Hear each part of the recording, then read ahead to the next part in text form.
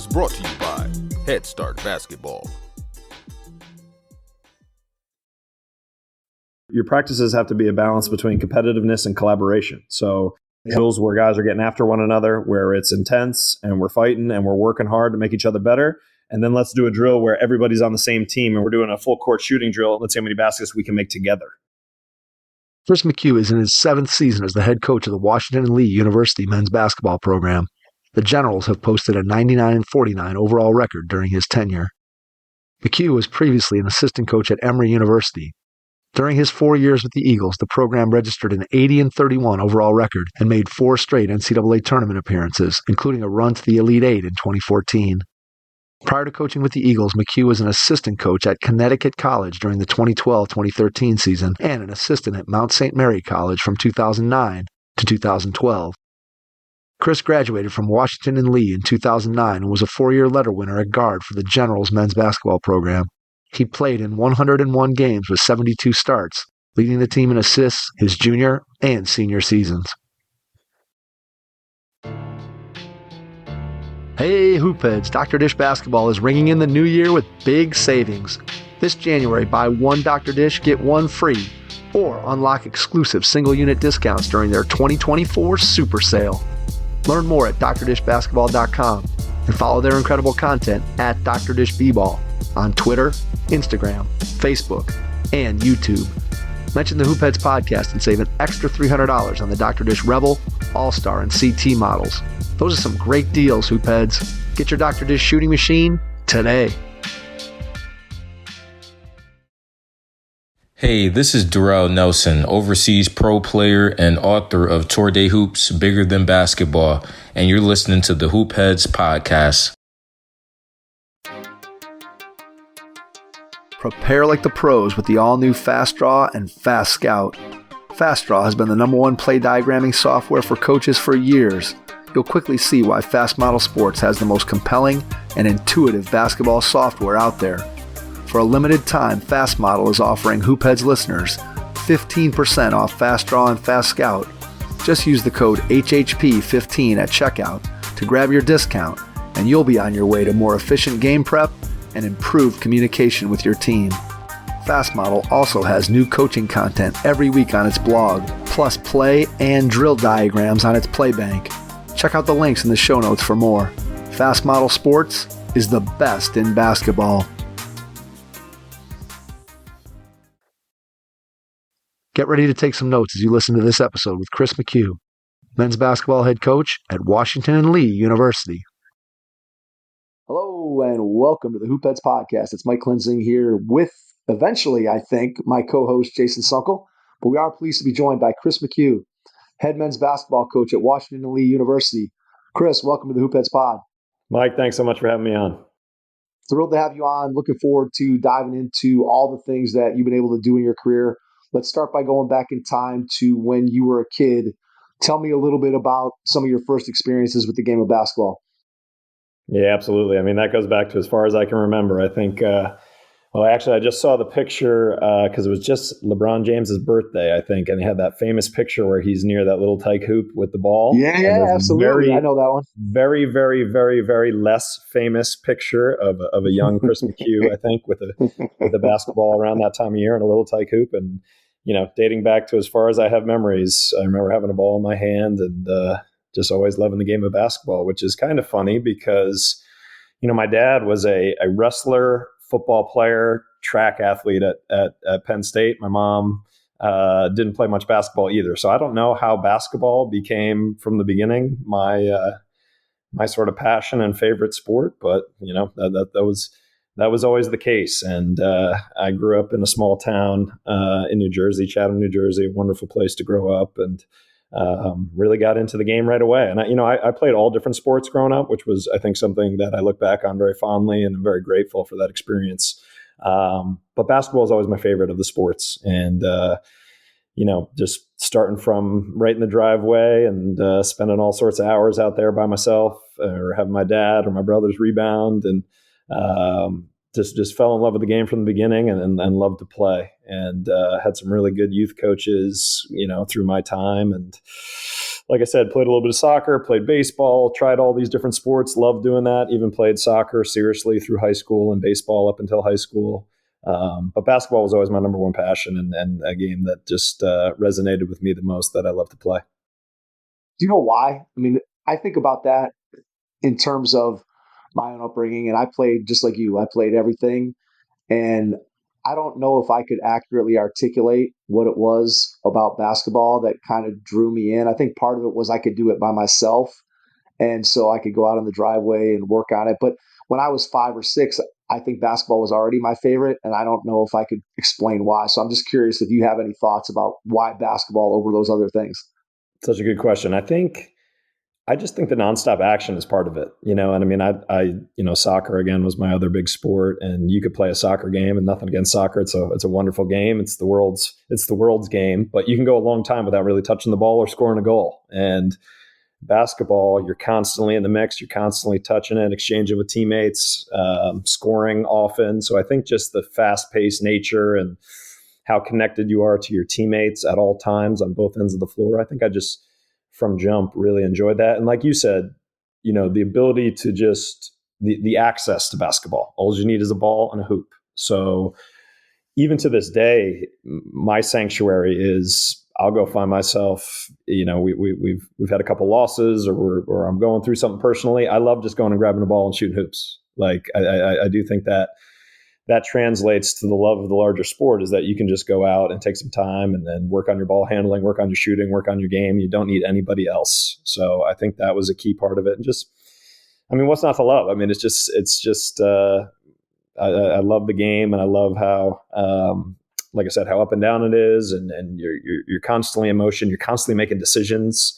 And I just think it's so entertaining and fun and competitive to play. And it's just always been near and dear to my heart, obviously. Absolutely. I think hearing you talk and just kind of processing my own feelings about the game and talking about that up and down and nonstop action, which theoretically, right, you have in soccer, right? Theoretically, there's lots of movement. The game's constantly going. You're making decisions. There's a lot of spacing similarities. And yet, I know as a kid, I had no interest in participating in a game where the score could end up being 0-0 or 1-0. Like just the idea of basketball that you have the action, but not only that, but you also have the ability to score. And then I think about so my kids, Chris, I have a 20-year-old, an 18-year-old, and 14-year-old, and all my kids have dabbled in lots of different sports and whatever. And so I always try to look at it from the perspective of, okay, if I'm a kid, what about a sport attracts me? And you think about, now I'm 53 years old, so my era is maybe slightly different than yours. But when I was a kid, everybody played baseball. I mean, if you were a kid, you picked up a bat and a glove and you played. And like my son played maybe, I don't know, he played maybe 3 seasons of baseball. Neither one of my daughters ever put on a glove or picked up a bat or anything. And then it's like, I remember going to practice for baseball and just being like, why would any kid ever want to play this sport? Like, it's just, you go to practice, you're just sitting around the whole time. The only thing that's really fun to do is hit. And if you're lucky in a baseball practice, maybe you get to hit for 5 minutes, maybe out of an hour. And then you go to the games and you just stand around and the ball's never hit to you. And it's just basketball to me. And I think this is why lacrosse has become more popular too, because it's similar in that it's a little bit more high scoring than soccer. But I just think the action, I think you hit it 100% right, that when you start looking at what is attractive to a kid, I think basketball, you have the action and then you have the scoring piece of it, which maybe you don't get in some of those other sports. So it's just, to me, it's the perfect combination. Yep. And I think maybe not to pile on these other terrific sports anymore, but the weather, it's never raining absolutely. in the gym. It's never raining. That is true.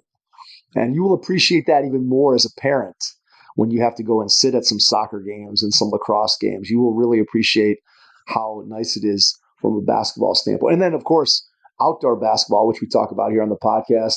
When I was a kid, I played a ton of outdoor basketball, not just on the driveway, but just going and playing high-level pickup games all over the place. And unfortunately, that's something that has gone away. So as a player, I remember we used to eat dinner when I was a kid at 5:30. I remember looking out my window all the time to see whether it was going to be raining or not, because I wanted to go up to the courts that play at 6:00, that's when the games would start.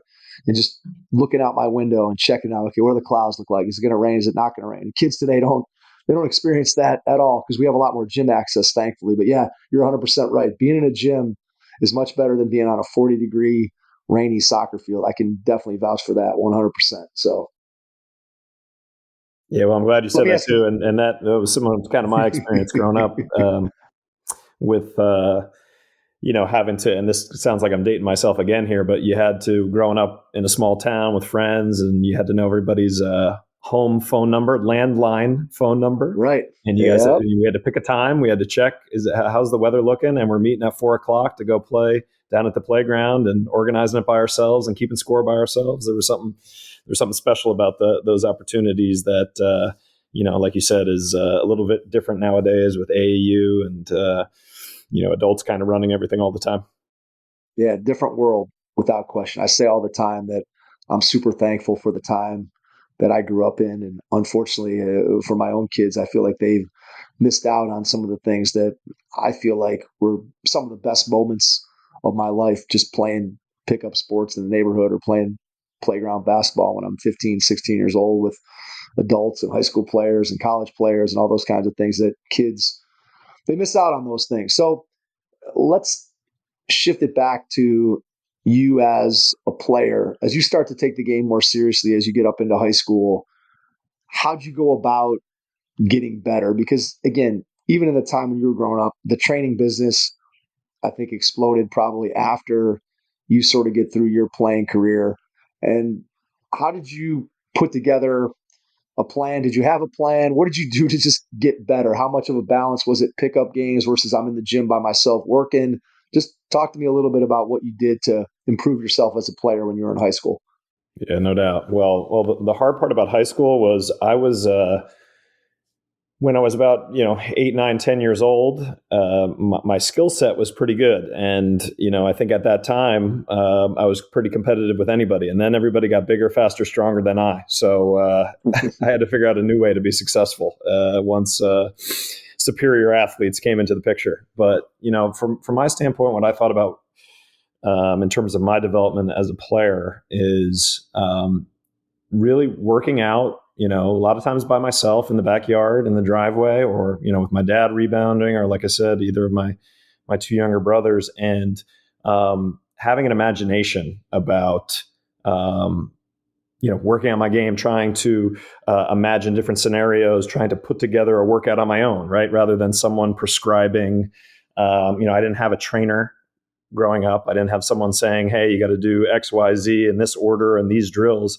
I had to sort of come up with, okay, how am I going to work on my game? How am I going to translate these, working on these skills to, game environments and what I can do well. So I know that I spent a lot of time, in the backyard, using my imagination, working on my skills, playing, like I said, calling up your friends in town and getting together and playing 2-on-2, playing 3-on-3, getting reps. So, I think that, you gotta really love the game to get better at it. And like we talked about, why do you love basketball? Well, I just had so much fun getting in the driveway and getting better and just seeing progress and seeing success. When you go out there and you work on your free throws, and you can't just do it once, and you can't just do it haphazardly. It's, you go out there and you work on it every day or every other day and put in the time, but you see success and you see progress. And I think that's so much fun, and such a fun thing about development is that you put in the time and you see yourself get better in the sport.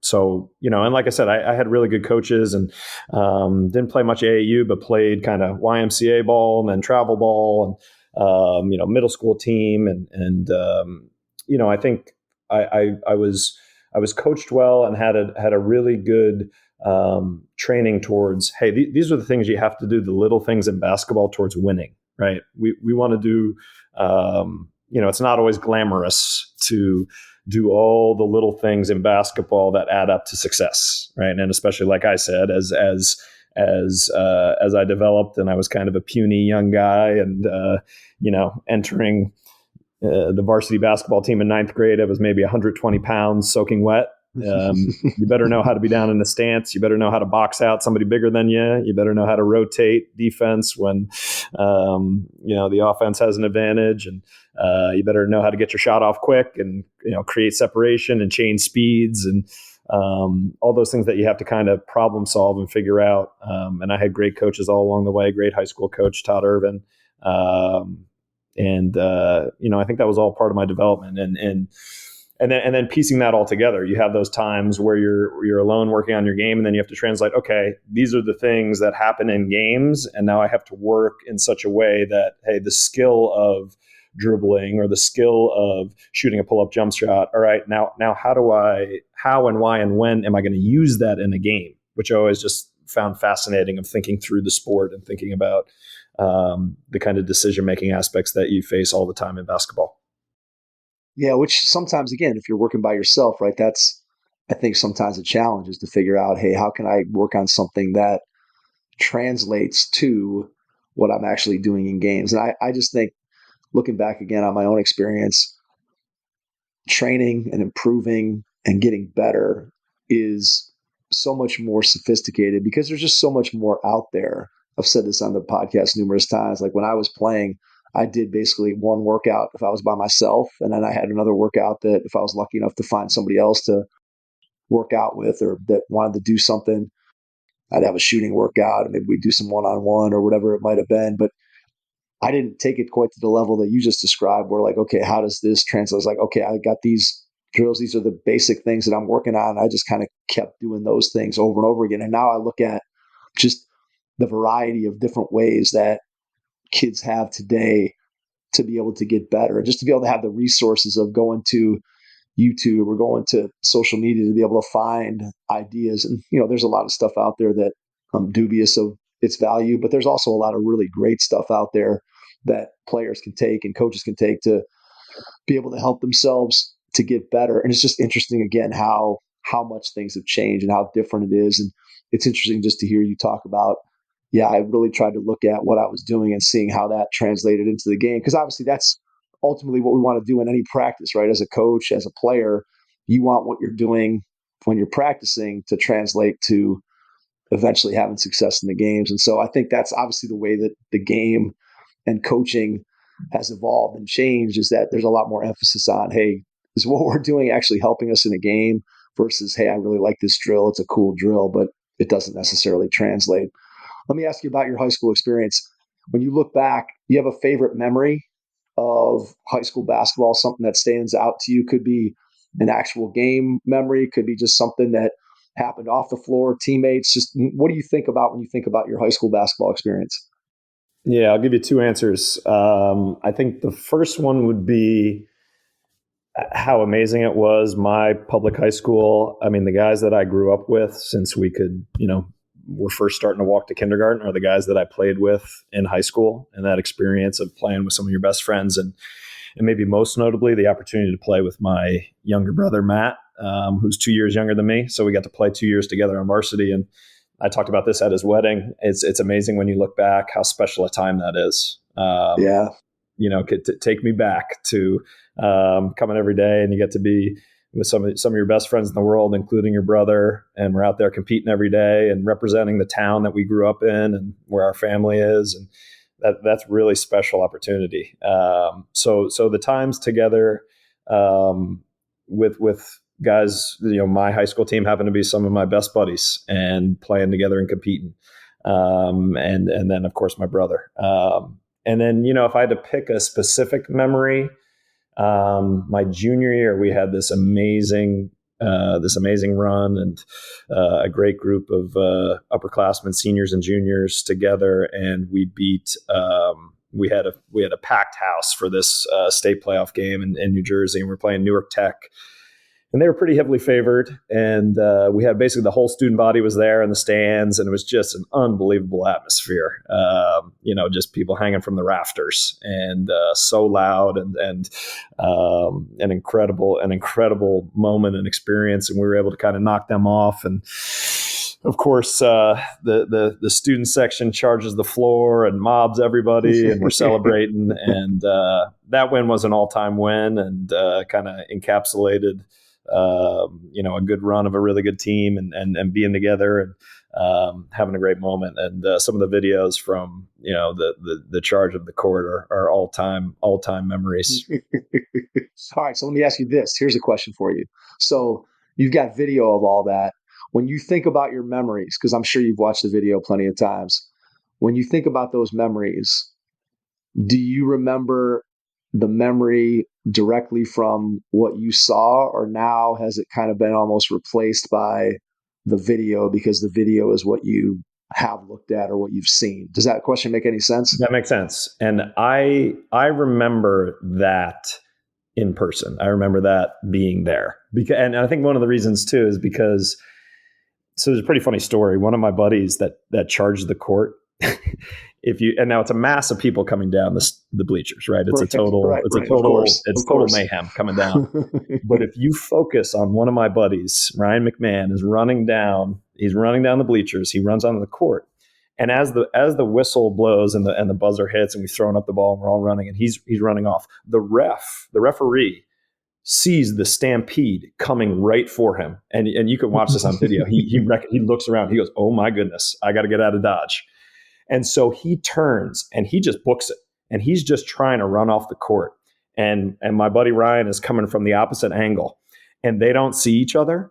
And I'm laughing thinking about it. Gosh. He's running down. And I'm telling you what, the ref, I think they used to call it like decleated in football. When you get tackled and your feet go over your head.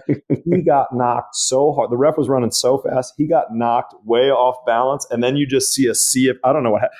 He survived. He's doing well. He's okay. But it was a miracle he didn't get trampled over as the ref knocked him over. And I remember seeing that on video. But to answer your question again, I remember being in that moment. And, that was when I was in high school, and it was the 2000, I guess that was 2004. Like you said, thankfully it wasn't Facebook. Nobody did that. That hadn't really happened yet. I don't think that was in college. Right. So a lot of those memories, it wasn't all about everybody taking a picture and video every second. So I remember that distinctly, but it was nice to have that video so we could laugh at Ryan's expense when he got nailed by the referee running off the court, running for dear life. That's good stuff. That is really funny. When you think about, again, something that if that hadn't been captured on video, it would have disappeared. But because it's been captured, it's part of the lore of that whole situation, which is very cool that it got captured. What about your high school coach when you think about his influence on you? And I don't know if you were thinking about coaching at that point as a high school player, kind of where your mindset was, but when you look back on it and you think about his influence on you both as a player and as a coach, what are some things that come to mind? Absolutely. Discipline and toughness. Todd Irvin, who's I think he might be up over 600 wins now or close. He definitely got to 500. So he's been around Chatham, New Jersey, and a great coach and obviously long-time success. And I mean, the culture and the identity of the program that he built from, me watching that I remember being a kid and playing in the rec leagues when the high school guys would come down and coach. And absolutely. You knew through the pipeline coming up to play for Chatham High School boys basketball, you better be ready to defend or you're not going to play. And it's going to be man-to-man defense, and we're going to do it the right way. We'll be hard-nosed. There was a degree of freedom, and even at that time when the game wasn't as versatile maybe as it is now, there was still a good degree of freedom and moving the basketball and reading and reacting and playing off one another. But you're going to do exactly what we asked for defensively, guarding the ball, getting through screens, hedge and recover ball screens and all that. So just the discipline and toughness that comes from having to be on task on that end of the floor at all times. And Irv was he's a fun guy. He's a funny guy, and he was always himself. And he has a really dry wit and a really sarcastic humor. And you get to know that over time. And he'd probably be maybe sheepish at me for saying this, but you figure out over time that that's his love language, right? To tease. Right. So, one of the things that he did my first year, right? So I said, maybe because it was certainly not because of my physical abilities, but maybe this was portending to why I became a basketball coach, is that, like I said, I was maybe 5'3", 120 pounds soaking wet my freshman year, but I got to play on the varsity probably because I was, a pretty instinctual player that had been well coached and could make good decisions. And I wore like a cutoff sleeve shirt under my jersey, the games. Right. And I'm telling you, he would not let me hear the end of it until I went full out T-shirt, for the rest of the year because of the let's say the absence of the glamour bicep muscles that I had at that time. So he was ragging on me just like it was like the older guys ragging on me. So after that, I was like, man, I guess I got a choice here. I guess I'm going to get used to shooting with a T-shirt on because I can't take this abuse. And then, it was all in good fun, all good natured, but you understand that he, that's his personality, and that's how he shows that he cares about you, is that he's going to make you take a ribbing, and you're going to have to take it and grow from it and have fun with it, not take yourself too seriously and all that. So great guy, cared about his players, and, learned a lot from him and really enjoyed my experience in high school basketball. All right, so let's move to the college experience. When did you first think about playing college basketball? Was it something that you dreamed of growing up? When did you decide that it was going to be something that was realistic, that you wanted to pursue?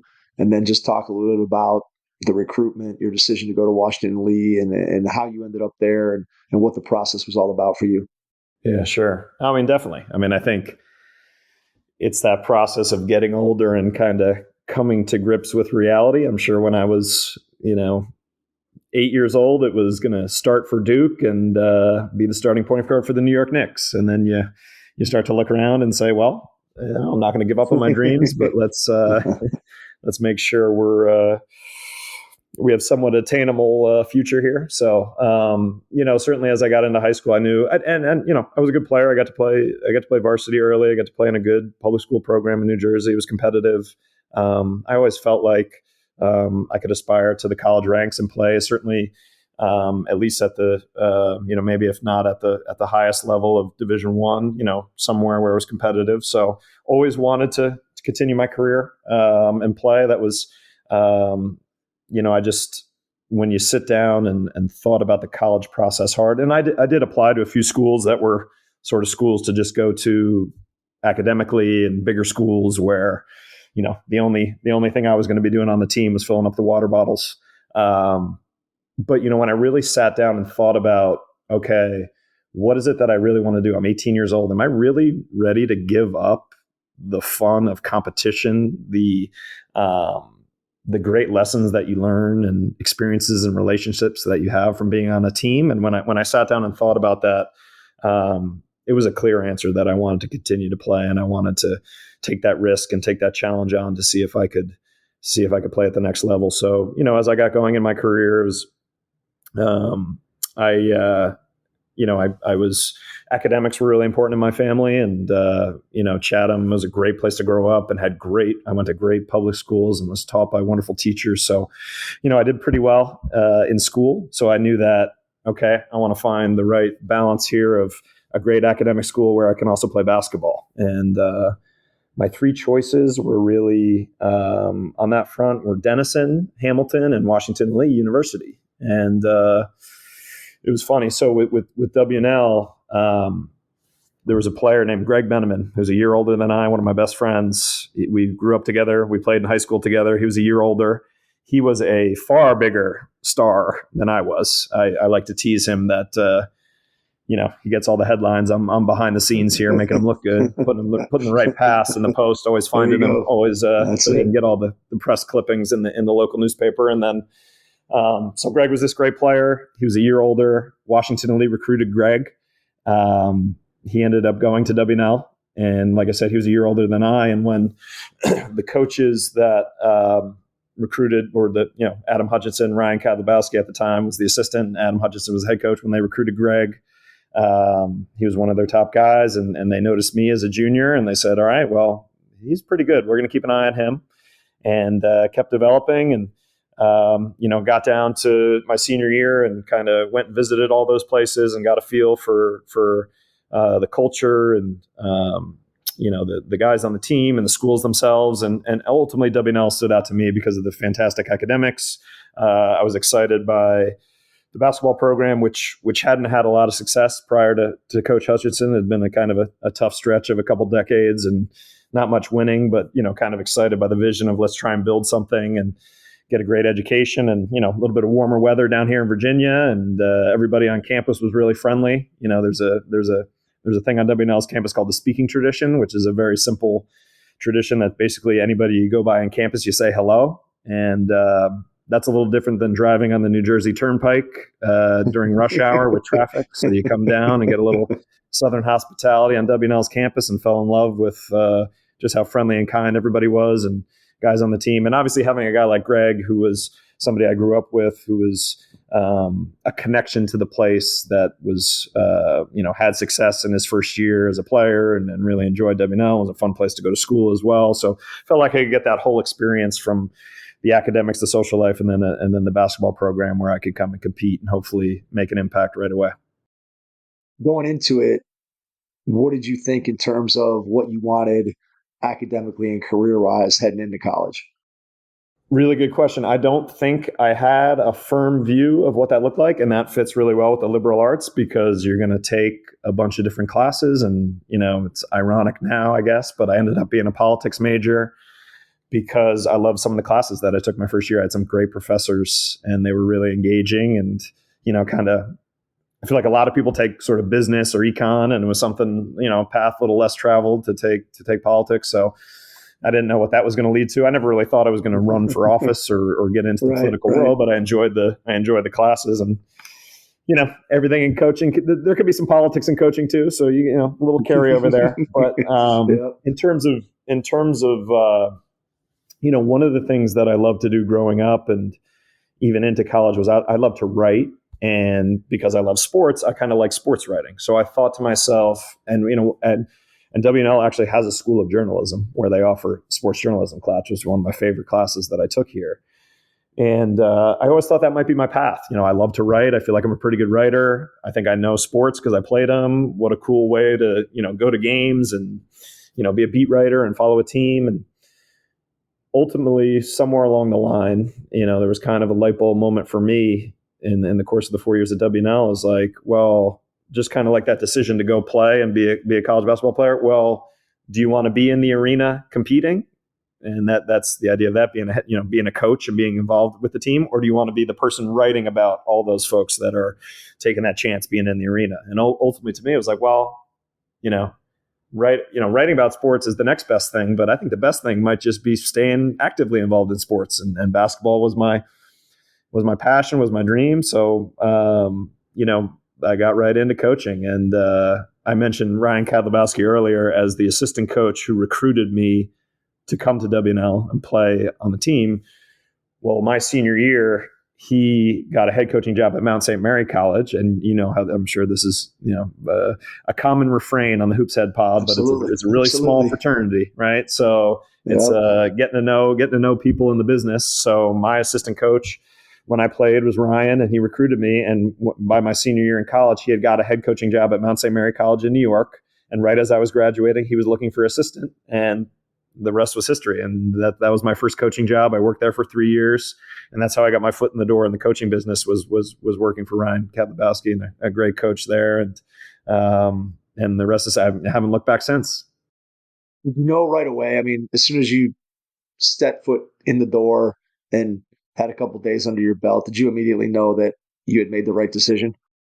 I did, because Ryan was so great, and he was so trusting of me because of our prior relationship, and he let me get my hands in everything right away, and that was I'm so grateful for that experience. It was just me and him. So there's nobody else on staff. So my hands were in recruiting, scouting, organizing practice. When we're breaking down two ends of the floor doing drills and practice, I'm running my own session. I'm 22 years old. I'm hardly older. The guys on the team have more facial hair than I do. So to get into it right away and be really immersed in it was definitely falling in love with, and it's the next closest thing to being a player, right? That rush and that adrenaline and that competition that you feel as a player. Well, coaching is the next closest thing. And, I loved being a part of a team up there and building that program up. And I think I pretty much knew right away that, coaching was going to be something that I really enjoyed, and really, I guess more than anything, that I hoped I could turn into a career. And it's such a great job. I mean, I have the best job in the world. It's a hard business, and I feel for younger people and younger coaches in the business, just because there's so many people out there following their passion and doing this, and there's only so many colleges and there's only so many jobs. So I think I felt right away, wow, this is great. I love this. This is fun. Can I make this a more permanent thing? Will I ever be a head coach? Will I ever get to there? And I'm just so grateful for the coaches that I got to work for along my ride. So like I said, Ryan was tremendous, bringing me in right away, bringing me under his wing. He's such a good teacher of the game. I just had such a great background. He played at the University of Rochester, and that was Mike Neer was the coach there forever. And a lot of what he taught at the University of Rochester, we tried to bring to Mount St. Mary College. So I got a great, their language and how they break down drills and how they approach the game. I got such a great learning experience there. I then got to, after 3 years there, I got to work for Tom Satrin at Connecticut College. Tom, an excellent coach, such a cerebral guy, really knows the game, really knows people and situations. Like, he has just such an ability. I grew so much. I only got to spend 1 year with him, but I grew so much for how intentional he was to his approach every day. He could just always understand people, understand who you needed to give some support to, who you needed to challenge. What do we need to do as a team? How do we figure this out? He just had such a thoughtful process to how he went about everything in coaching. Everything was intentional. And then from there, I got to work for Jason Zimmerman, who I know has been on the Hoop Heads podcast, because when you sent me this email inviting me, you listed Jason Zimmerman as one of the famous guests that we've had on. Zim's been on twice with us. So I actually met him in person down at the Jay Billis camp. And it was right after we started. So that must have been 2000. It was either 2018 or 2019. I can't remember, but met him in person. And he was great to me. I just mentioned it. Hey, I got a podcast. Like, yeah, hit me up. And so, yeah, we've had him on twice. And actually, when I think it was a season or two ago, and they played up here at Case Western, popped in and then said hello to Jason when he was here in person. So yeah, great guy, obviously a great coach, and I'll let you take it from there. Sure, no doubt. Yeah, that's it. So, then after a year with Tom at Connecticut College, 4 years at Emory with Jason Zimmerman, and that was unforgettable. And that was I'm so grateful for that 4 years. And as you know from talking to him, this man was put on the planet to be a college basketball coach. I could see myself, and a lot of other folks, hey, good coach, but maybe could have done other things. There is no other scenario. If his life played out 1,000 times, he was always going to be a college basketball coach. That guy lives, eats, breathes it, knows everybody. Everybody loves him. And it was so great to work for him. His infectious energy, just the standard he set for the program, the expectations of excellence, and how he set that standard with coming in every day and being enthusiastic, and his approach to the game, and his fearlessness of how he coached, and just how he built such a culture of relationships within the program and alums, and that 4 years was unforgettable. And seeing how he and all the great players that have come through at Emory over his time really built that into a national power of a program, and getting to see that up close and see that in person was so impactful for me, and trying to aspire to that, now as a head coach myself, the program that he's built, and all the success they've had on and off the court there. Hey, coach, want to take your team to the next level this season? Introducing Game Changer, the ultimate game day assistant with tools to give you a winning advantage. With Game Changer, you can track stats, keep score, and even live stream games, all for free. Get the stats and crucial game video you need to lead your team to victory, all from the palm of your hand. Coach smarter this season with Game Changer. Download Game Changer today on iOS or Android and make this season one to remember. Game Changer. Stream, score, connect. Learn more at gc.com/hoopheads. That's gc.com/hoopheads. All right, before we get to the process of getting the head job back at your alma mater, let's talk a little bit about just the different experiences that you had under each of the coaches that you were fortunate enough to coach under because I think as a player, right, you kind of have this perspective of, right, I played for my high school coach, I played for my college coach, and those are kind of the ways that you then, I think, start to see the game. And when you get an opportunity then to expand and see different ways that different coaches go about doing the same thing. So maybe I have an approach one way for offense, and then another coach has another totally different approach for offense. And you kind of learn that there's multiple different ways to be able to win or to be able to have success. So maybe just talk about a little bit how those different influences kind of influenced you and sort of how you took bits and pieces from each of the stops that you had. Sure. No, great question. Yeah. So like I said, like I mentioned with Ryan at Mount St. Mary, at that time, and, one of his mentors was Mike Neer, who, shout out to Coach Neer, who's actually also a WNL alum and a Hall of Fame basketball player at WNL, but was the Hall of Fame Rochester head coach. And I know that, Coach Neer was influential in Coach Kadlubowski as a player, and he worked for him as an assistant. So getting there and seeing how they do things and their approach, and, and at that time, a really amazing emphasis on how to play through the post in basketball. I mean, just the way they taught it, the way, posting up and getting the ball inside, how you move off it, different angles, how you seal, how you play for the lob, all those sorts of things that, but playing sort of like a post-centric, offense was really cool to see and to learn. And seeing how CAD would, in practice, how we would break that down and the different drills that we do, and like I said, the carryover from, all right, we're working at these different skill concepts, and this is how we apply it to our offense or our defense, and just how good a teacher he was, just in practice, just going through each rep and each drill, making sure guys understood it, see it. Hey, this is how we do it. This is how we demonstrate it.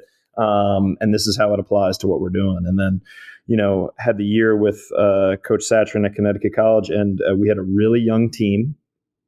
We were playing in the NESCAC, which is a super competitive Division III conference, and we ran the Princeton offense. And we actually ran the triangle in college, and then, like I said, sort of the post-centric.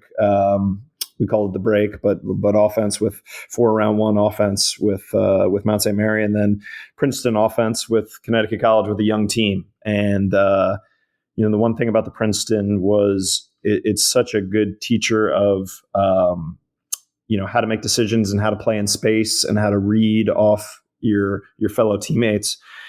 And that was just a great thing for me to see and learn and see taught up close, all the different ways the Princeton offense is used to exploit space and exploit, matchups and different angles on the floor and how you pass and move and keep the ball hot. And that was just the verbiage and how the Princeton language and how you talk about things really helpful, because you see not everybody runs full out Princeton like we did, but almost every offense has some element of it that you'll find. So in scouting, like even today, my Princeton background, Princeton offense background from that time, you see almost every team has maybe a set or two that is related to, like coming up to the elbow and playing through point, or different things of that nature. So sort of the language, the sets, the actions, the spacing that you get from that offense, carrying that over. And then at Emory, Jason's obviously a Davidson player and Davidson coach. And so running their secondary break into transition and learning how to play fast and learning how to play more of a motion offense. So I got a great, if you're just talking about the offensive side of the ball, I know we're focusing on that right now, but he, just how different each of the spots were in terms of how we played offense and how we approached attacking basketball wise, and playing fast and playing motion offense, just how we were totally bought into that, and learning that. And our approach was, if you want to play fast, that's a brand, and that's something you got to do all the time. You got to run the floor hard. You got to win your race every time down the floor. It's not something you do haphazardly, or you're dipping your toe in the proverbial water. You cannonball and you go for it and you move the ball fast and you attack and you try and get looks early in transition and you flow from there and you play kind of advantage basketball where you've created angles. You're going to attack fast, and take that shot when it's there or create a better look for your teammates. So each of the different spots had a different approach to how we attacked offensively, and I think tried to incorporate some of each of those things along the way. And from a larger perspective of each of them as a mentor, like I said, Cad's Coach Cad Lebowski and his ability to teach so well, and how we broke down drills and how it all carried over. Coach Satrin, just how intentional he was about how he thought through his messaging to the team, and how he developed guys, and how he mentored guys, and how he thought about different situations, and how are people going to react, and how's our team going to react, and what we need to anticipate. And then, Coach Zimmerman's just, infectious energy for the game, his relentlessness, his fearlessness, how he, just instills confidence in everybody in his program, that the sense of belief in what we do and the passion with which we go about things. So trying to incorporate a little bit of the best of all those great coaches, and try and take a little bit here and kind of infuse that with my own personality, and let it roll from there. I mean, absolutely. To be able to be exposed to all those successful ways of doing different things. And obviously we could take that through probably every aspect of the program and how each of them did it a little bit differently. And then, as you said, you take the best from each one, what you like, what you feel comfortable with, and you meld it with your personality. And then you are able to make that same imprint on your team and your program. When the Washington Lee job opens up, where were you in terms of your process for becoming a head coach? Had you already gone out and been actively looking for other head coaching jobs? Had you bet on other interviews? What was your level of readiness? Was it the fact that, hey, this is my alma mater, this is an opportunity I got to jump at? Just kind of where were you in the process of becoming a head coach at the time that this job becomes available and you eventually take it? No question. That was 4 years into Emory. So I was then 8 years removed from being a college basketball player and graduating from W&L.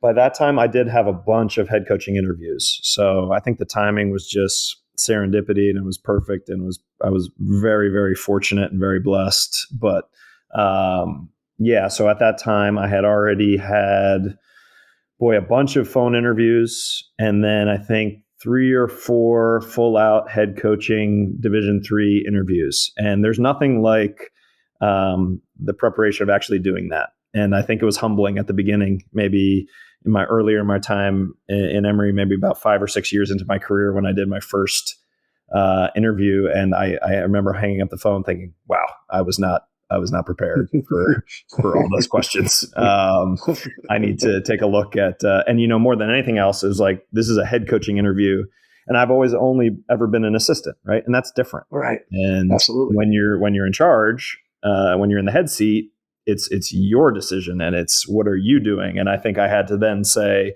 from that humbling first experience, all right, now I really have to sit down and say, okay, instead of speaking secondhand about what Jason Zimmerman does or what Tom Satrin does, it's now my program, and what are my philosophies, and how are we going to do things?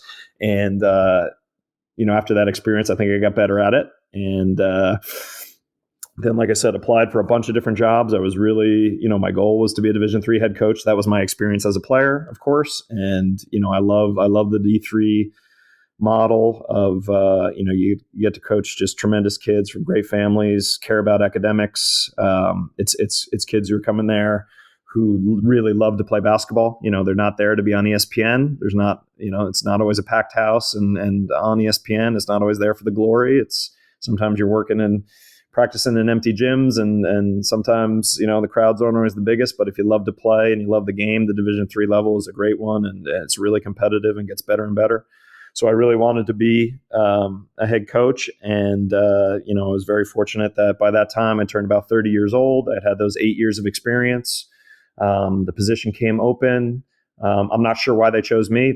Thankfully, I was an alum. I know there were some other great candidates for the job. And, I think and I hope it showed, and one of the things that maybe helped me get the position was just how amazing my experience was at W&L and how impactful it was at me, obviously, right? I loved being a student athlete at W&L. It's why I got into coaching. And, to have that opportunity to come back to your alma mater to represent the program that you played for and all the relationships that I built with teammates of that time. I mean, what a dream come true. So it was perfect timing for me. And I'd been through a ton of interviews, and I felt like I was ready, and I'd finally sharpened my message and was ready to spread my wings, and had great 4 years under Coach Zimmerman at Emory. And I felt like, okay, now it's pretty, you're never going to be fully ready until you Right, really do absolutely. it. But in It's like terms of being a having, parent. It's like being a parent, right? It's like it's being a it. parent. No, that nails it. Perfect analogy.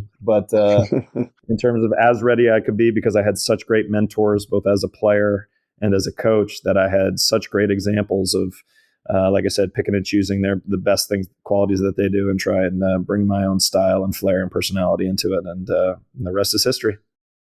Was there ever a strange moment when you walked in the door and you're like, I spent 4 years here as a player, kind of on one side of the curtain, and now I'm walking in and I'm going straight to the other side of the curtain from a coaching standpoint?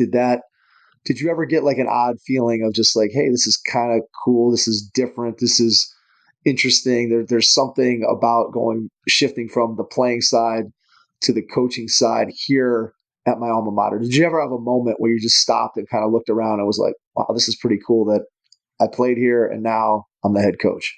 Yeah, no, definitely.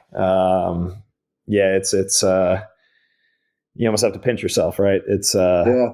it was hard to put into words how much it meant to me, to get the position, and then, like I said, get to represent the great history of WNL basketball. And I thought a lot about, when I got the job, I thought a lot about my teammates. And a lot of my teammates are guys that, we stood shoulder to shoulder there in basketball, and competing together, and building the program from 4 wins my first year to our senior years. We were playing in the ODAC championship game. That was a long, hard haul of togetherness and building that brotherhood, and sticking it out as we were taking our lickings early in our career, and thinking about how those relationships translated off the court. That those guys that I was shoulder to shoulder with in basketball were guys that I've walked through life with the rest of life. I mean, some of my best friends in the world are guys that I played WNL basketball with, guys that were in my wedding and I theirs. And I mentioned Greg already, the guy that I grew up with, and the connection there. But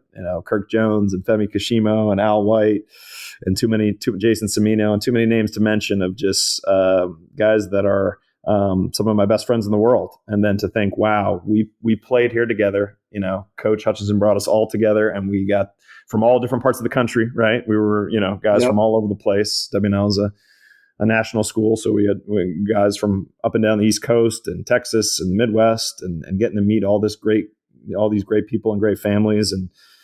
And now I'm bestowed with the honor of kind of being the head coach and steering the program forward. It's something that I think about every day, and try to keep as fresh as it was that first time that I realized, wow, I'm walking into this locker room, and I used to sit in that chair, and now I got to go stand up at this whiteboard where I'm used to seeing coach stand all the time. This feels like an out of body experience, but you get used to it, and like I said, I take so much pride in representing my teammates and my great friends that I had there, and think about that every day. And you think about it on the hard days too, when you take a loss, or you've been going for a while and everybody's tired, and it's the middle of the winter, and everybody's getting the cold, sicknesses getting around. It's like, you know what? We've got a larger responsibility because we're a part of something bigger than ourselves. So the fact that I'm just so grateful that I've got in my head coaching experience that I'm an alum. And I can't imagine, I've never been a head coach at a place I wasn't an alum. So it's just so great that I get to have the storytelling that I get to, and connection between the alums of past generations. Like we have, not this Saturday, but next, we're going to have our alumni back for an alumni game, and we're going to pack the stands with guys from different generations. And it's so cool to see the older guys coming back and connecting and supporting with the younger guys, and that's bigger than basketball. That's mentorship, and that's getting to know the alumni network for when our graduates move on and are pursuing careers and professional work. And it's just I've had such a blast connecting people and getting everybody rallied around our program. I don't know what being an alum is worth, and I don't know if you can quantify it, but I know that being a head coach at a place where you played, it's worth something. I don't know what it's worth. I don't know what it does. I don't know if you could put a percentage on it, but I know it adds something to how much it means to that coach. And that's not to say, obviously, there's lots of guys who are coaching at schools and places that are not their alma mater. But I do think that there's some unquantifiable piece that being an alum, being coaching at your alma mater, I feel like it adds something to it. And I can hear it when you talk, and anybody that I've talked to on the pod about coaching at their alma mater. There's just a little extra oomph that you get, I think, from coaching at your alma mater, because you just have, it's almost like you have double pride. You have pride in the program from when you're a player, and then you're obviously doubling down on that when you're a head coach. When you think back to getting that job for the first time, and you're kind of looking ahead at what you envision the program becoming and where you want to take it, what did you think about as being one or two of the most important things that you knew you had to get done, or that you knew you had to create in order to get the program where you wanted it to go?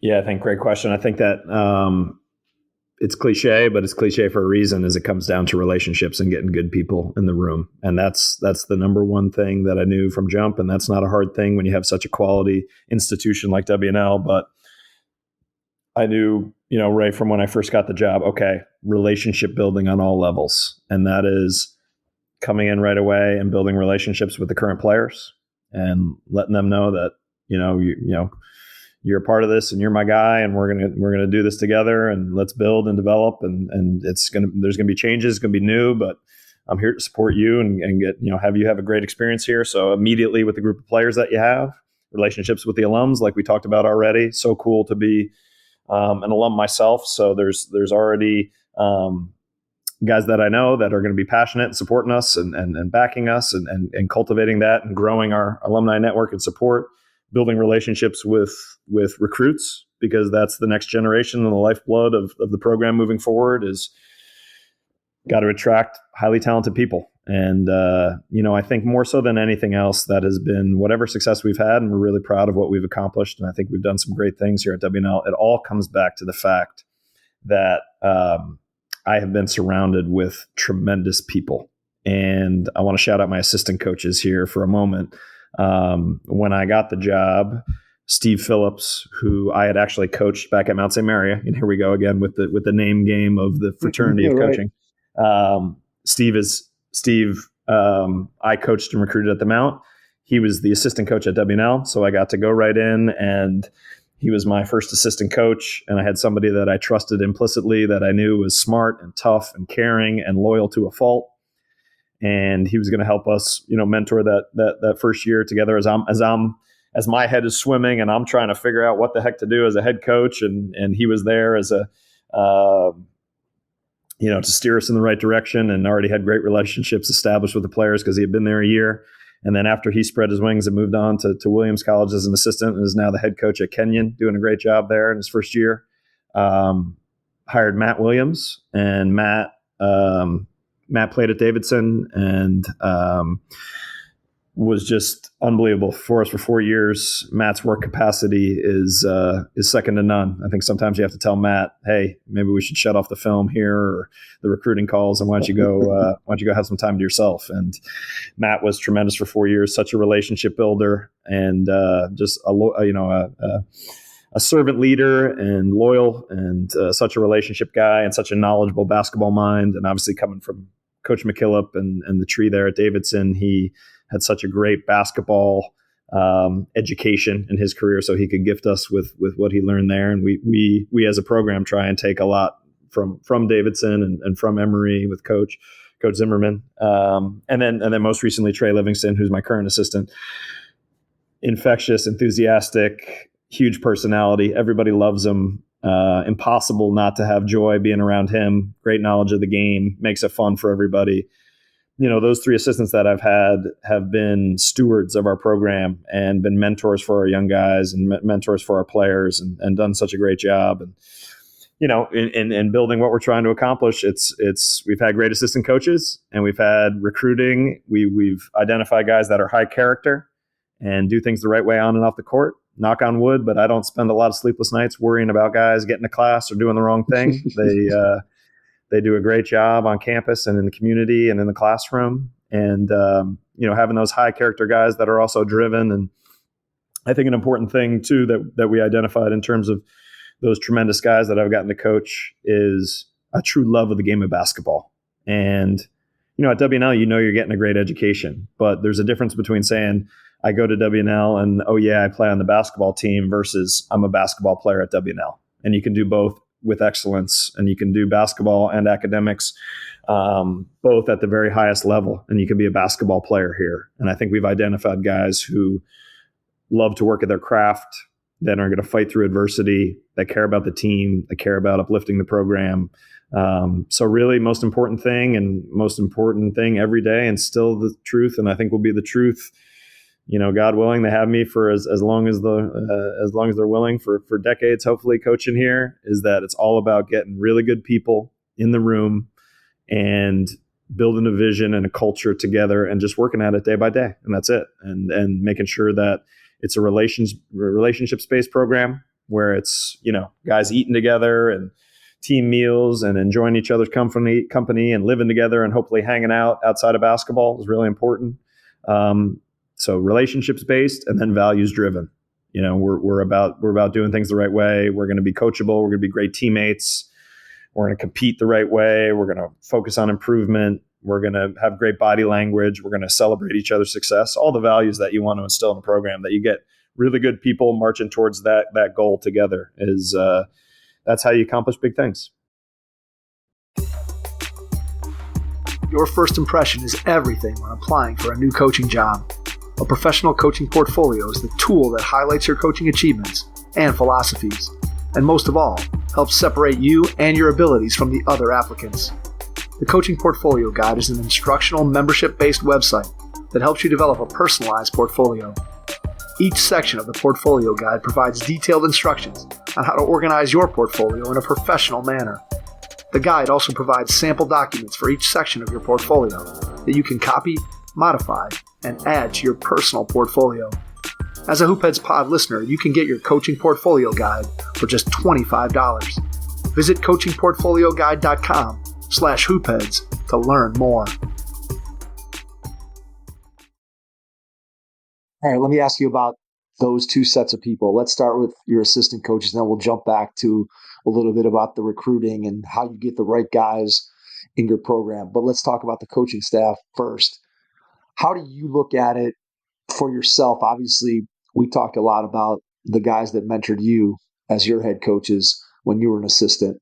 How do you think about that piece of it from your perspective now as a head coach, pouring into your assistants, giving them responsibility, helping them to prepare for the eventuality if they ever wanted to become the head coach of their own program? How do you think about developing your coaches?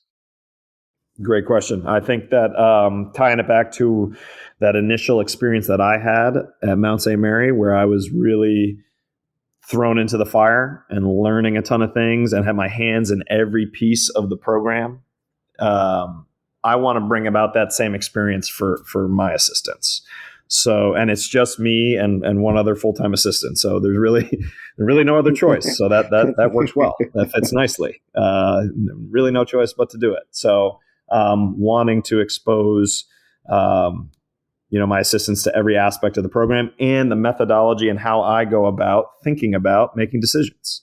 So like you said, ultimately wanting, if my assistants want to eventually become a head coach, is okay, here's how I view things. And it's not the only way to view things, and it's not the perfect way. And certainly I make plenty of mistakes, but look at how I try and think intentionally about how we go about building practice, how we take care of scouting, what is our philosophy in recruiting, all those things. I want them to be involved in that process. And I want to just have ongoing, continuous, daily conversations about, all right, how are we doing this? Why are we doing this? And how do we get better?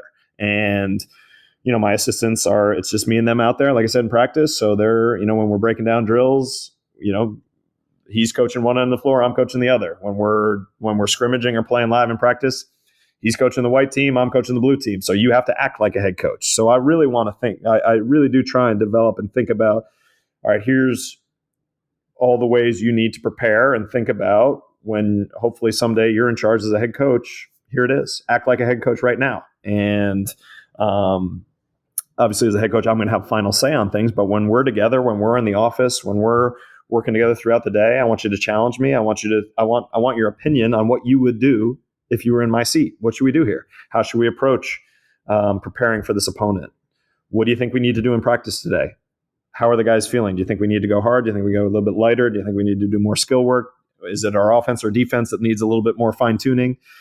What's your philosophy on that? So trying to ask those questions, trying to get them to think critically, and they've all been very smart, engaging guys and been great advisors to me. And then hopefully that prepares them for future success as they've gone on and spread their wings. Like I said, Steve Phillips is now at Kenyon, and he's doing a great job in his first year as head coach. Matt Williams, I may have mentioned, is back at Davidson College where he played and doing an amazing job for that incredible program there. And obviously working with Coach Livingston right now, that they make me better and they teach me. And in that process, I hope we all get better.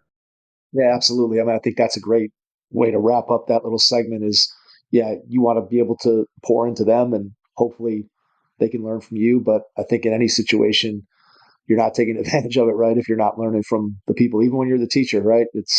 Your students can teach you a lot. You're there to theoretically teach them, but man, they teach you a lot. And as a coach, your players and your assistant coaches can certainly teach you a lot of things that you can gain from their experiences and their feedback and what they tell you and make you better all throughout that process. So it's definitely something that I think it's a two-way street, not a one-way street for sure. No matter whenever you're talking about that relationship piece and that, again, whether you call it player, coach, student, teacher, coach relationship, you get the most out of it when it's a two-way street. There's no question about that.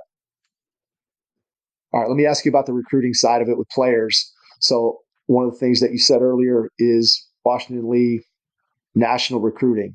So when you start talking about the budget that you have for recruiting and putting together your list of guys initially and figuring out who's going to be a fit, how do you just get started with the process? Where does the initial list of names come from that you start to look at? How do you balance out watching a player AAU versus high school? Just go through the process of what you do from first identifying a player to taking them all the way through until they're actually enrolling on, and they show up on your campus.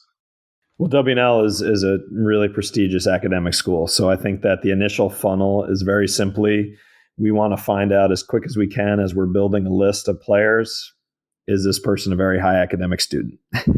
And that is going to help us narrow things down pretty expeditiously. And to that end, as we are trying to build that list, we're going to be looking right away at academics, and we're going to be targeting academic events, and whether they are showcases or we've got a lot of mileage out of, different Ivy League or Patriot Leagues that run camps and have all these high school students who are going there and high school basketball players who are wanting to play in the Ivy League or the Patriot League. And invariably the top few players at the camp might be able to play for some of those great programs, but then you have 180 other kids that are out there and they're getting looked at by all the high academic Division III schools like us. And that's a crop of players that we're going to look to recruit and see if, like you said, if the interest is there and see if they sort of have the right characteristics that we're looking for in terms of being a value add to our program. I think that in the process, it's hard. You want to get out as much as you can to see live because I think that there's so much gained from live scouting. It's, through the film is nice. Highlights are nice for seeing things in 3 minutes and kind of that binary yes, no that you can kind of tell right away with some highlight tapes. Hey, this person is above the threshold skill wise and athletically. There's somebody we got to be interested in. But when you go live and scout, there's just things that you can pick up on person that are harder to see in the film. You can see body language. You can see, are they cheering on their teammates on the sidelines? Are they talking actively on the floor and engaged and focused? when the coach comes to coach them or give them constructive criticism? Is there eye contact? Are they listening? Are they applying what they're learning?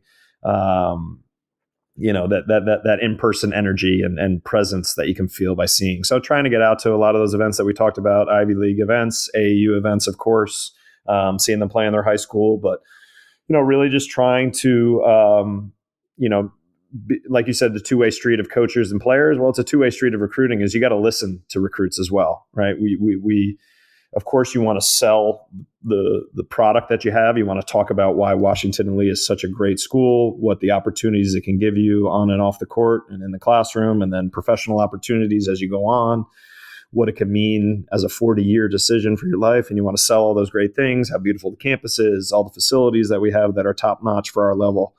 You want to be constantly putting your best foot forward about talking about how great WNL basketball is, but at the same time, you got to listen.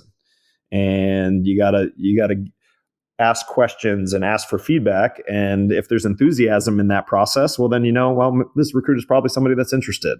And if you're getting blown off by them or there's just canned answers, well, then you might know that maybe this person isn't super serious about wanting to come to WNL and play for our program. So I think, figuring out those funnels of interest, academics, of course, and then just the basketball piece of it. And we like highly skilled players that are tough, that can dribble, pass, and shoot and make decisions on the fly. And like I said, guys and I think it's really important at our level. We talked about this too, in terms of, the upbringing of developing as a player is this a person that just loves to play games or do they love basketball? Meaning, do they work on their craft on their own?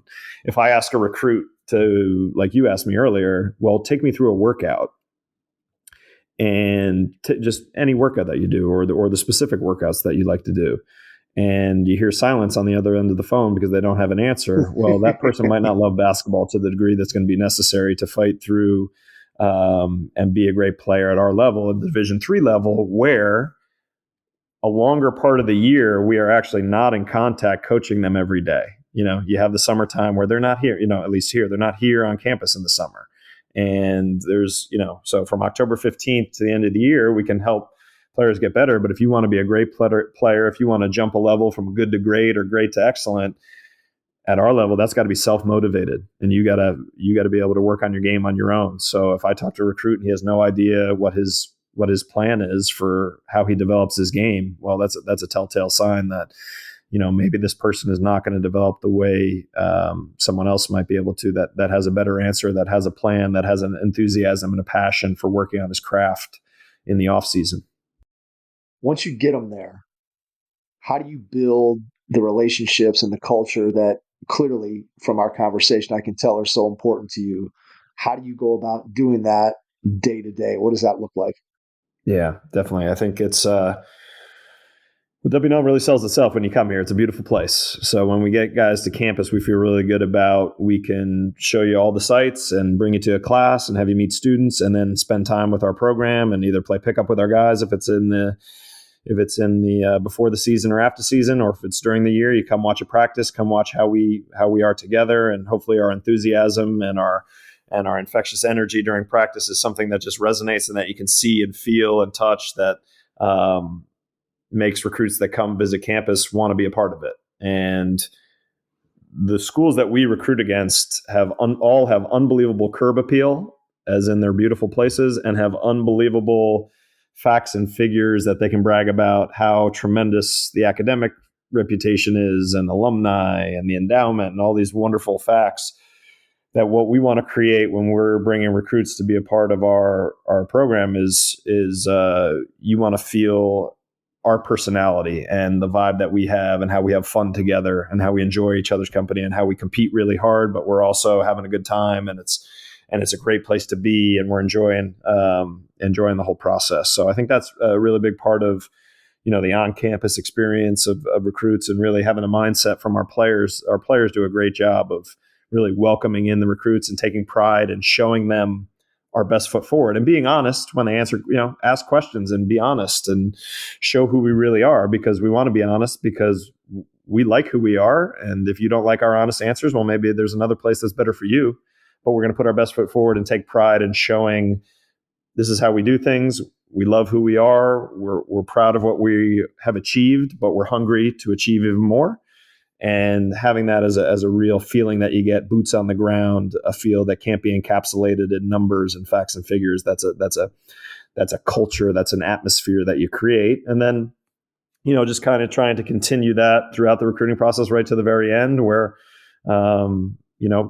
texts and phone calls and, maybe I'm a little bit old school, but texting is convenient, and that's probably a lot easier way to get an answer nowadays. And some of the prospects, it might be the only way you can get them sometimes. But I have to talk on the phone to our top recruits because I want to get to know you better. I want to hear your story. I want to interact with you. There's no tone in text, so I love getting on the phone with our top guys and getting to know them better, and that's how you really decide if they're really interested and if this is the right fit for them to be a part of the program. Once they sign on, and now you've got your team together, and obviously, if you're doing a good job of recruiting, you're bringing in a bunch of guys who believe they can play, and you obviously believe in them as players, but not everybody's going to get the minutes that they want.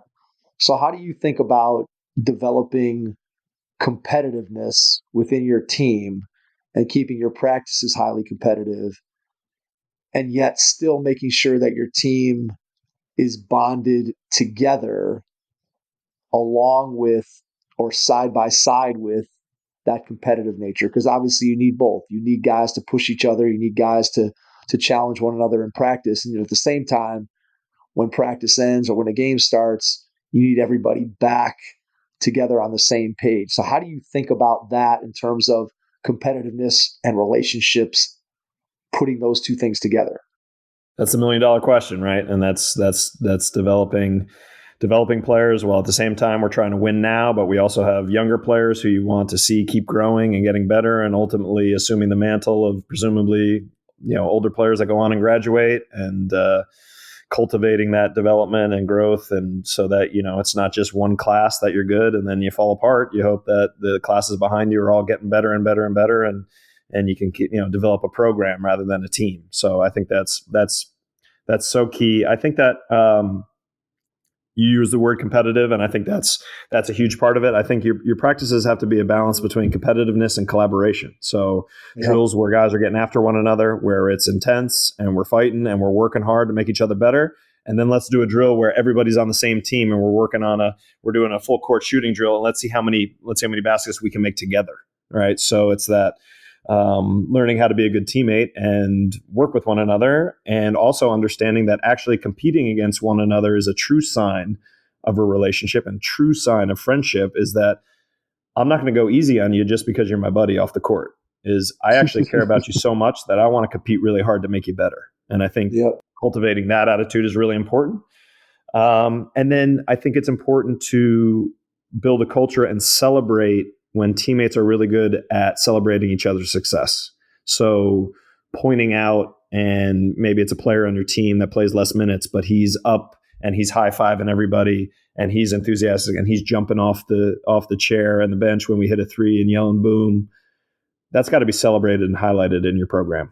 That's got to be a part of your culture, because that helps make everybody feel like they have an important role, which they do, because everybody's valuable and everybody adds to the team. So celebrating those guys that are in there, that are competing every day, getting better, making our team better. Maybe there's a handful of players that are quote unquote being on the scout team, simulating our next opponent for the guys at the top of the rotation to get ready for our next opponent. Well, that is not only a service to the team and to the players that are going to play the most minutes, getting prepared for what they're showing, but it's also an opportunity for those players that are on the scout team to get better, to expand their game, to learn a different scheme. Like, we talked about all the different great coaches I got to work for. I got to learn different schematics and different offenses and different philosophies. Well, it's the same thing for a player that's coming up and gets to simulate a team who runs, the mover blocker offense, which we don't run, but now we're going through it. And now you're learning about using a flare screen and you're getting to spread your wings and play a little bit because you're simulating the other team. That's going to make you a better player. So buy into that, right? We had a player And that's what great programs do. I think there was a player, Alex Foster at Emory, who didn't play very much early in his career. Maybe he was on the scout team as a freshman a little bit and playing there, and he got better and he worked at his game. And by the time he was a senior, he was a first-team All-American, Division III.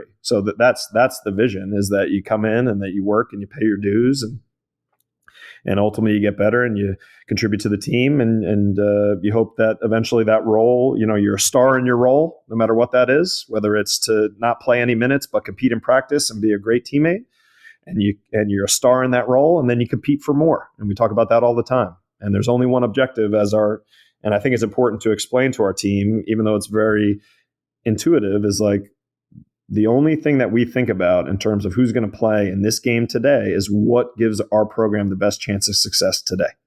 That's it, right? So that can feel very personal, but it's not. It's really, and we're not always perfect, right? We might not have the perfect, you could argue that this player could have played a little bit more, a little bit less, or more shots for one guy, less for another. But our only goal is to win and to have success. And so everybody bought into that, and everybody's really important and valuable. And I think one of the things I tell our first years right away is comparison is the thief of joy. So you're a college basketball player probably because either A, you were one of the stars on your high school team, or B, you played on an unbelievable high school team where you played a role and were good enough to still play in college. Okay, those were great experiences. You might have been the star of the team. You might have been the MVP. You might have been all county, all conference, all state. Well, comparison is the thief of joy. You can't come into a new situation where you were the senior and you knew everybody and you were the head honcho, maybe the captain of the team, and then expect it to be the exact same experience when you're starting out as a first day of college basketball, learning college basketball, which is a different game, which is bigger, faster, stronger against older players with new schemes. It's a process. So don't compare to what that experience was like. Doesn't mean set your goals low. And doesn't mean that first years can't come in right away and play, but it's understanding that it's a larger picture, and it's, we have a phrase that we talk about all the time that's maybe heard before, but ETJ, enjoy the journey. And the journey isn't always linear, isn't always a little bit better every day. There's going to be ups and downs and peaks and valleys, but it's about working harder and getting better and taking pride and contributing the best that you can to the team's mission. It's a really good explanation of how you put a team together and what it means to be a team, and more importantly, to be a teammate. And I think that any coach could strive towards that vision that you just described. And I think you did a really good job of clarifying and giving concrete examples of what it looks like to be competitive and at the same time be completely bought into what it means to be a teammate, and then consequently to be a team from a coach's perspective. So very well said. Before we get out, I want to give you a chance. I'm going to ask you one final question here, and two-parter. So part one, when you think about the next year or two and you look ahead, what do you see as being your biggest challenge? And then the second part, what brings you the most joy about what you get to do each and every day? So first, your biggest challenge, and then your biggest joy. Biggest challenge is going to be easy one. It's going to be a shout out to the ODAC Division III Men's Basketball Conference. That's the challenge. Wow. Incredible league full of tremendous coaches who have built programs. Dave Macedo, Tom Palumbo, Josh Merkel, Clay Nunnally. I'm not going to name everybody, but they're all fantastic coaches who have developed tremendous Division III programs. And our league, you can always squabble about who's the best, or who's first, second, third. Well, we're in that conversation. We're in that conversation loudly this year. And the biggest challenge is how tremendous our competition is. And it's motivating though. And it makes us better. And we wouldn't want it any other way, right? To be the best, you got to go compete against the best. And we get to do that night in, night out in the ODAC. So I think the biggest challenge is just how good these other teams are that we play. Absolutely. They're awesome and great players, and we love it. And like I said, you got to relish. We tell recruits is if you want to come play in the ODAC, you better be ready to come compete, because that's what it is every night. And so that's the biggest challenge. And then I believe you asked my biggest joy. Yep.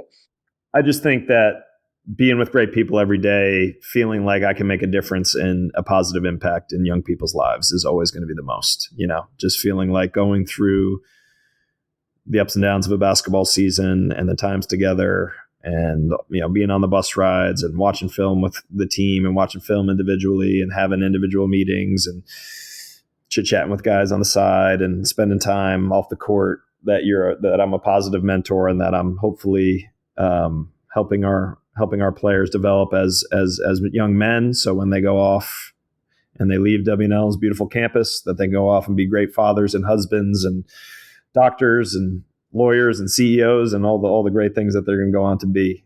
So making a difference and seeing those happy faces in the locker room when you come in after a big win, there's nothing like that, because you know that you put in the work and that you earned it and that you worked hard, and seeing everybody's joy together that we're accomplishing great things. But really that feeling that joy, that especially over 4 years, and we've had such a great history and tradition of guys in my tenure of sticking it out for 4 years. We've lost very, very, very few players over 4 years. And I'm extremely proud of that those guys will look back on it and say, I'm so glad that I got this experience. I grew as a person. I grew as a basketball player. I developed great relationships with my teammates and coaches, and I have these unbelievable memories, and I'm going to carry through these relationships to the rest of my life, just like hopefully they see that I do with my teammates that are some of my best friends in the world. So that's really all I could ask for, and that's the joy of being a coach. Absolutely. Before we finish, I want to give you a chance to share how people can connect with you, whether you want to share email, social media, website, whatever you feel comfortable with. And then after you do that, I will jump back in and wrap things up.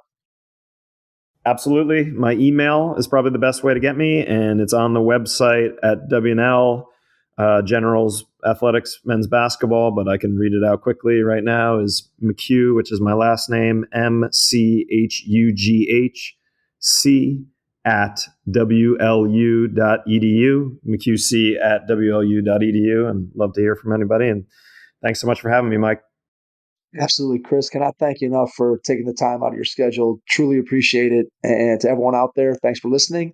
And we will catch you on our next episode. Thanks.